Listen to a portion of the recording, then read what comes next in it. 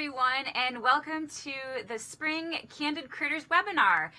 I'm your host, Dr. Stephanie Schuttler, a scientist on the Candid Critters project. And I'm Brent Pease, a PhD student working on the Candid Critters project as well.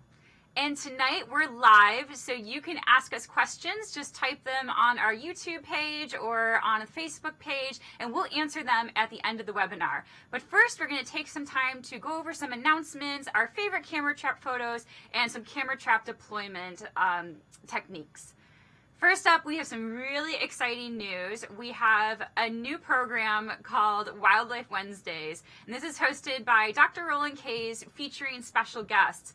And whenever we give talks, pretty much we always get asked, what is the weirdest thing you've ever seen on a camera trap, like the weirdest species or a behavior? So we've taken those photos and we've invited guests to talk about the behaviors that these animals are displaying. So check out the first one, will be posted to our Facebook page tomorrow. And we start out the show usually with looking at our top 5 favorite photos from the previous deployment season. The first photo that we're looking at comes in from Craven County, and we have a beautiful red fox perched on a down log. And as you can tell from my shirt tonight, red fox are some of my favorite animals. So I love seeing pictures of them, especially when they're daytime and you can see their coats really well. Yeah, it's looking right at the camera, really cool. Next up, we have a skunk photo, which I honestly love seeing because I don't get to see that many skunks on the camera trap, so it's always a delight to see one. How many skunk species do we have in North Carolina? We actually have 2. This is the one that most people will see, the striped skunk, and the less common one is the spotted skunk. And we actually only have 2 detections across the whole state of North Carolina so far for the spotted skunk. Wow. Next up, we have a photo from Craven County. It's a coyote. Yeah, and I love these daytime pictures of coyotes because the coyotes often have a lot of coat variation. Sometimes you'll see black coyotes or even mottled coyotes. So I love these daytime pictures. Really beautiful animal. And ooh, look at this one. We have a bobcat, and it looks like he's almost stopped in his tracks. Yeah, we caught it off guard in this one, didn't we? Or whoever deployed this camera caught it off guard. It's a really cool photo. It's our largest cat in North Carolina. Always exciting to get them on the camera. So this is great.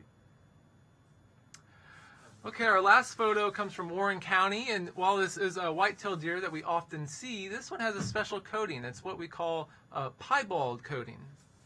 Yeah, and this is a genetic mutation. So similar to albinism or albino animals, when all their features are white, they don't have pigment in them, this creates a spotted or a mottled coat pattern. And we actually are really surprised by this deer, not necessarily because of the piebald, but because it looks really young. And if you look at the date in the photo, it's January. And by January, the deer should all be about adult-sized.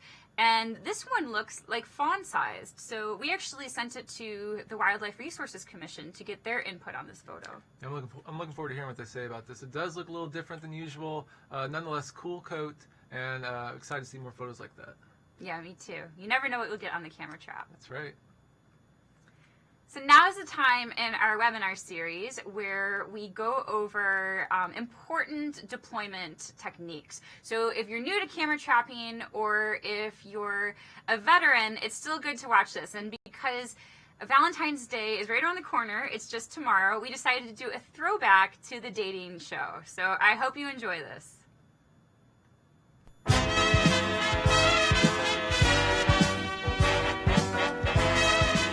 Hello everyone, and welcome to the Candid Critters Camera Trap Deployment Dating Show. I am your host, Stephanie Schuttler, and this is the show where we match citizen scientists, volunteers, with the perfect camera trap deployment.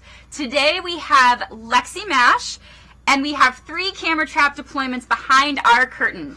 Lexi is going to ask a question, and then the camera traps will answer from 1 to 3 in order. Are you ready, Lexi? I am so ready. Okay, ask your first question. Okay, deployments, I know that the spring season is coming around the corner. Can you tell me when you're going to set out your cameras? I usually don't show up to the party early, but maybe sometime in the next 3 weeks. I'm very punctual, so you know February 16th, the first day, I'll be out there. Well, I saw your schedule, but I just don't like your schedule. So yeah, I'll do what I want. Okay. All right. I need a deployment that can commit to collecting data for a long time. Deployments, how long can you commit to collecting data? A week's probably long enough, don't you think? I'm good for 3 weeks. 3 days is a stretch. Okay, how are you feeling, Lexi? So far, I feel like deployment number 2 is my kind of deployment, but I still have a few questions to ask. Okay, ask your next question. All right. Deployments, how many pictures per trigger do you make sure to have? I get it right on the first time. 1 photo per trigger. I like to get as many pictures of the animal as possible, so I usually set it to 5 photos per trigger. No, I like to live life on the edge. You're just never going to know what you're going to get when you have 1 photo per 12 hours. That's how I like to live. All right. Okay, I like to make sure that my deployments and my camera are set at the perfect height. How high do you set your cameras? Everybody knows if you want the big bucks, waist high. I like to get all the animals, the big bucks, but also the little guys, so I set it knee height. Height? There's a height? There's not a height. Okay, Lexi, you have 1 more question left, so make it a good one. Okay, this one's really important. Deployments, I like open communication. How will I know when your camera's set so I can create your deployment ID? I don't set and tell. I am very good at communicating, so as soon as my deployment's set, I'll be online filling out the site description form so that you can make the deployment that's ready for me to upload in 3 weeks when I pick up the memory card. I'll do it eventually. I just like to do what I want. Okay, well, that's all the time we have for questions. So, Lexi, what is your final decision? Well, I think that one really stands out. The deployment that has the camera set at knee height, the deployment that is set out on schedule, creates the site description form right when the camera's out, and takes the most amount of pictures per trigger. That sounds like the deployment for me. So, deployment number 2. Great, it sounds like you found your perfect match. Why don't you come out deployment number 2 behind the curtain and meet Lexi?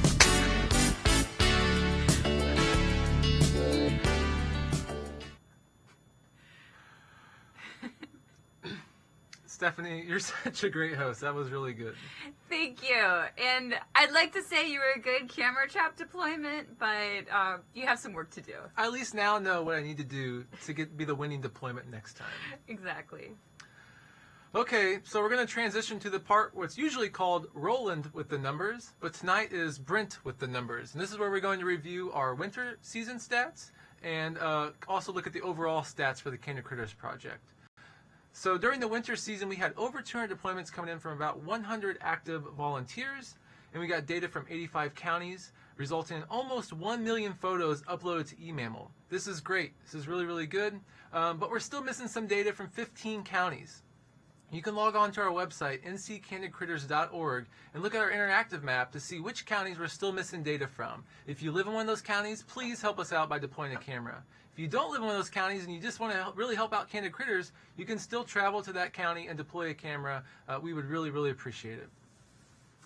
Okay, let's look at the percentages of mammals that we captured during the winter season detection. So the first thing that strikes me about this graph is we have a lot of white-tailed deer. Now, normally we get a lot of white-tailed deer, but this is almost 70%, 75% of all of the detections. And the fewest mammal that we detected was the Virginia opossum. And I know we had a couple of cold snaps, so I wonder if this changed the percentages of the mammals. Yeah, we did get quite a few deer compared to other seasons. And usually we always get kind of raccoons coming in third behind deer and eastern gray squirrel. This time, though, it came in behind domestic dog and coyote. So raccoon came in at 5th. I don't know if it was the weather or just a change in season that we had this difference in breakdown of species, but nonetheless interesting. So here we have the overall critter detections comparing across all seasons. And of course, if you guessed white-tailed deer to be the most commonly detected, you were definitely right. We have over 34,000 detections for white-tailed deer. That's 60% of all detections. That's really great. The least commonly detected, however, is the long-tailed weasel with less than 1%, just one detection across the entire state so far. And there are many other rare species that also we would like to see more photos of. I particularly am interested in the eastern spotted skunk. What would you like to see more of, Stephanie? I personally want to see an animal that we've never detected before on our camera trap, but has been documented in North Carolina, and that's the armadillo. I can't wait till we get our first armadillo picture. That'd be really exciting. I really, really would like to see an armadillo photo. So please, if you think you know where armadillos are, go set a camera up. In case you missed it, we've also launched Candid Critters in the classroom, and I have been leading this endeavor. And what we've been doing is creating lesson plans and content for teachers and anyone who works with youth groups to involve Candid Critters in their classroom. And for teachers, we are actually offering a continuing education unit for your efforts. So if you go to the volunteer resources page on the Candid Critters website, you can see all the information that's on there. And you can participate and sign up to get a CEU, or you can just use the materials there as needed. I'm also leading webinars that guide you through the lesson plan so you can ensure success in your classroom. I wish I had camera traps during my grade school. Me too. I would have loved it. That would have been so cool. Okay, we want to remind you that if you have deployed a camera, that's great, and we want to thank you. And we're thanking you with goodies, of course. So following your first upload to Candid Critters, we'll send you a North Carolina Candid Critters koozie. And if you're a super volunteer, that is if you deploy at least one camera across all 4 seasons, you get an exclusive North Carolina Candid Critters t-shirt. If you didn't recruit, or if you didn't deploy across all 4 cameras, you could also just recruit 3 friends and we would still send you a t-shirt. Now these are t-shirts you cannot buy. And whenever I wear my t-shirt, people always ask me that, where can I buy that t-shirt? But you can't. You have to deploy camera traps or recruit friends to be able to get one of our cool t-shirts. Yep, can't buy these in stores. And now it's time for questions. So again, we're answering live on air, so you can still ask questions while we're answering, but we're going to address some questions that we already have. So the first one comes from Mary, and it's about tips for deployments in freezing temperatures. She said her camera literally froze the first week of January and that she lost data for 10 to 12 days. So I've had some experience with this in Missouri when I did some camera trapping there. I've never lost data before, and I'm not sure what you mean by froze. If it's sealed tightly, it shouldn't freeze inside at all, but maybe it was frozen shut. But what can happen with the batteries is when the temperatures are really cold, it can drain them really fast. So when I would work in Missouri, I would see that the camera traps would be at like 30%, but then when I would bring them into my car and warm them up, they would go back up in percentage. So maybe it was a problem with the batteries, but I would suggest testing it at home and seeing if it works okay in the warm temperatures, and hopefully we won't have those cold snaps again for that to happen. Yeah, sometimes you'll have the screen responding very slowly to any buttons that you're pressing, and I think that's normal. But this problem could just be due to the camera type. So, in my experience, Reconyx generally will not freeze in really cold temperatures. In fact, I know of a Reconyx that was buried in snow for months on end, and they went and got it in the spring when it melted. It was still working just fine. So it might have just been the specific camera trap that you were using, or camera trap type that you were using. But yeah, also a battery problem as well. Yeah, I was using Reconyx in Missouri, and they never froze. Okay, next up we have a question from Michael, and Michael asks, how common are piebald deer? Michael, they're not that common, maybe less than 1% across the region. Yeah. But they're not so uncommon that you never see them. That's so true.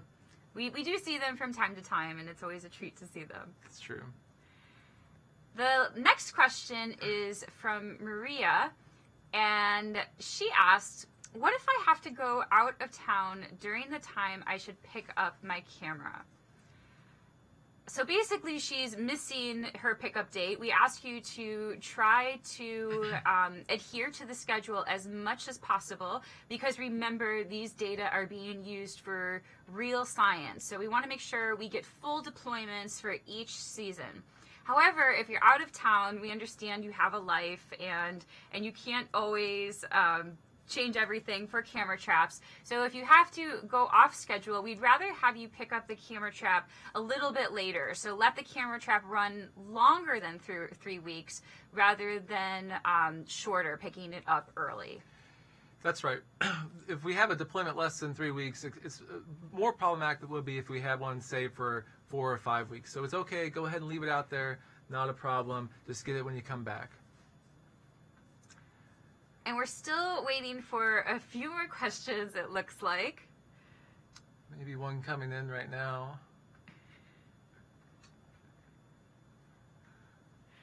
Are you setting up any camera traps for this deployment? For this upcoming spring? I would like to. So I spend a lot of time in Lake Raleigh Woods. Right, it's right by my house. And I figured I should at least put out a camera or two because I walk on the trail. There's a nice trail network out there. It'd be interesting to see what's out in Lake Raleigh Woods. I always see, whenever I'm on my way out there, I always see an owl swoop down between the power lines. It'd be really cool to get an owl on the camera, wouldn't it? Yeah, and I should have said with those pie graphs too that there were birds in there too. It wasn't just mammals, so there were wild turkeys and ruffed grouse, and I think we've had owl detections with Candid critters as well. Yeah, that's pretty neat. Okay, here's our question from David. David asks, do you know when the t-shirts will ship out? David's talking about the t-shirts you get whenever you deploy at least one camera per season, or that is if you recruit 3 friends.